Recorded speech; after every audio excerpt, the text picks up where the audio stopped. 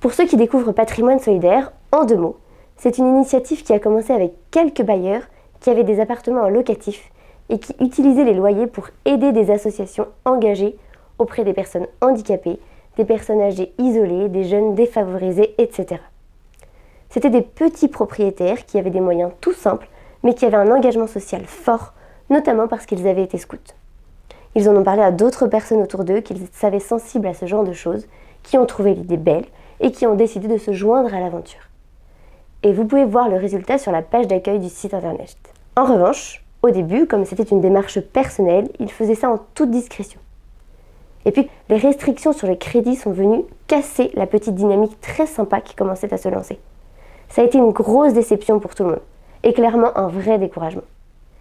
Et puis, ça a fini par susciter aussi des réflexions pour voir s'il n'y aurait pas d'autres moyens que le locatif pour continuer à aider les associations. Comme ça avait commencé avec de l'immobilier, c'est plutôt autour de ce domaine que la réflexion s'est concentrée. Ça a donné lieu à pas mal d'échanges, notamment avec des notaires, des agents immobiliers, des experts comptables, etc. Après plusieurs mois, tous ces échanges ont permis d'identifier quelques petites pistes. Chacune est détaillée sur le site, ainsi que l'esprit de la démarche. En toute honnêteté, personne ne sait si ces pistes pourront se concrétiser, ou en tout cas permettre de continuer à faire des dons de manière durable. En tout cas, ça a motivé les participants à essayer et à continuer de s'impliquer pour essayer d'agir ensemble de manière concrète pour les plus fragiles. Cela a aussi conduit au choix de faire connaître cette démarche solidaire. Vous savez que l'orgueil, c'est le cancer du donneur. Du fait de cette conviction, les premiers participants tenaient à ce que leur démarche reste discrète et que les dons ne soient pas une démarche publique, ni quelque chose d'identifié à des personnes. L'idée était de laisser simplement chacun en parler aux personnes qui pourraient se sentir concernées par l'engagement social, et au cas où elles soient motivées pour contribuer d'une manière ou d'une autre, et où qu'elles se trouvent.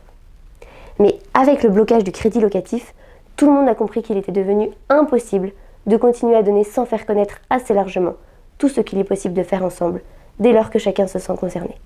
Avec l'objectif, possibilité de faire profiter de l'immobilier des personnes qui en sont traditionnellement exclues. Par exemple, une personne porteuse de handicap, dont le quotidien dépend de l'association comme l'Arche, c'est sûr, elle ne pourra jamais obtenir un prêt immobilier comme vous et moi, qui avons cette chance d'être en bonne santé. Vous l'avez compris, qu'on nous propose ou non des biens, ça ne changera rien pour nous. Nous, on se contente de vous montrer ce qu'on a réussi à faire et ce qui nous semble possible de faire ensemble. Mais même si ça ne débouche pas, ça reste toujours très encourageant quand un agent ou une étude pense à vous et vous montre concrètement qu'il n'est pas indifférent à votre engagement. Alors voilà, je crois que je vous ai tout dit. Je vous remercie de votre écoute. Ensemble, multiplions les dons.